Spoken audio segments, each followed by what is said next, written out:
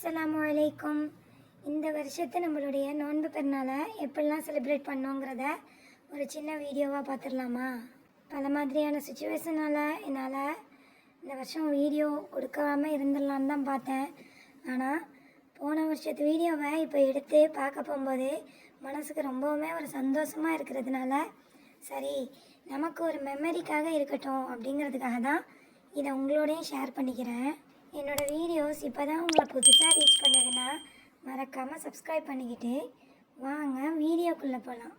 நான் ஷார்ட்ஸில் சொல்லியிருந்த மாதிரி 2 நாட்களுக்கு முன்னாடியே நம்ம சொந்தக்காரங்களுக்கெல்லாம் பெருநாள் பசியார் அனுப்பிட்டதுனால இந்த வருஷம் 30 நோம்புங்கிறதுனாலையும் பெருநாள் ராத்திரி கொஞ்சம் வேலை ஈஸியாக தான் இருந்துச்சு.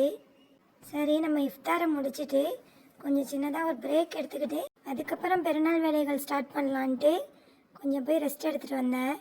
கொஞ்சம் தான் எடுத்தேன். ஆனால் மணியை பார்க்குற மணி நடுஜாமம் 1:30 மணி. ஒழுங்காக சொல்லணுன்னா அதிகாலை.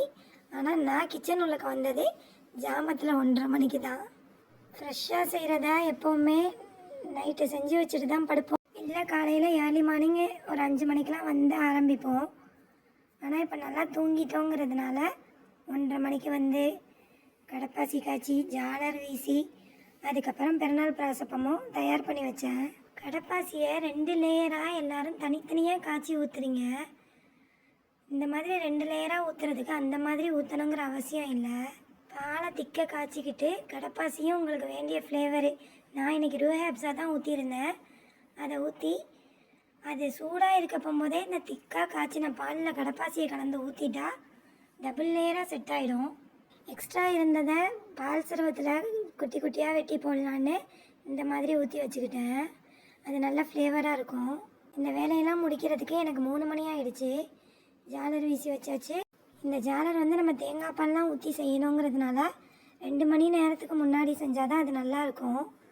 எல்லாம் முடிச்சுட்டு நைட்டு போட்ட டீ கொஞ்சம் மிச்சம் இருந்துச்சு. அதையும் ஊற்றிக்கிட்டு நம்ம கிச்சனை இப்போதைக்கு க்ளோஸ் பண்ணியாச்சு.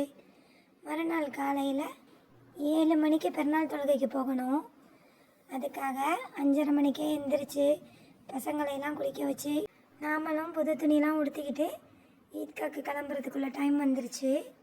நிறைய பேர் ஒரு நாளைக்கு முன்னாடியே குளிக்க வச்சுருவாங்க.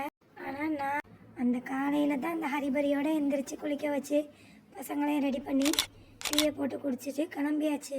எத்தனையோ நாட்கள் விடிஞ்சாலும் அந்த பெருநாள் தினம் காலங்கிறது ஒரு மிக சிறப்பானது தான். அல்ஹம்துலில்லாஹ். பிறந்த வெளியில் தொழுவணுங்கிறத சுண்ணத்தை பேணி எல்லாரும் வந்து இங்கே குழுமி இருந்தோம். தொழுகையும் முடிஞ்சு அழகான பயானம் சொன்னாங்க.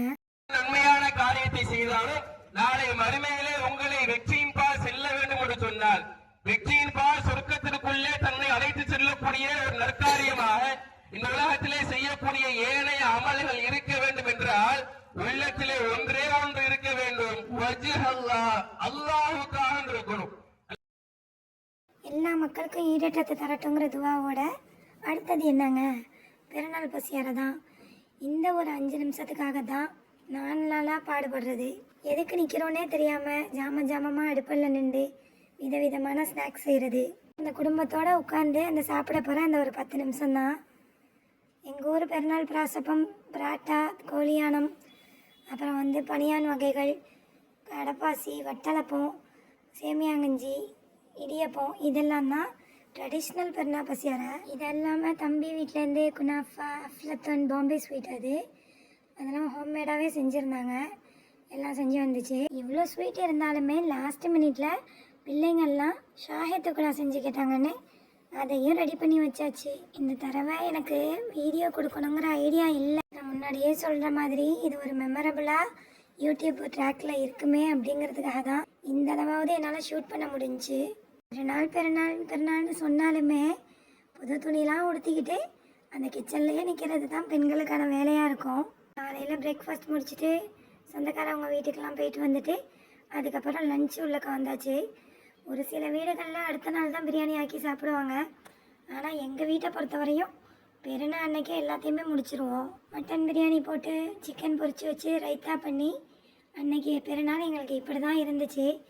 உங்கள் வீட்டில் என்ன மாதிரிலாம் செஞ்சீங்கன்னு என் கூட கமெண்ட்டில் ஷேர் பண்ணிக்கோங்க. இதோட நம்ம வீடியோ எண்டுக்கு வருது.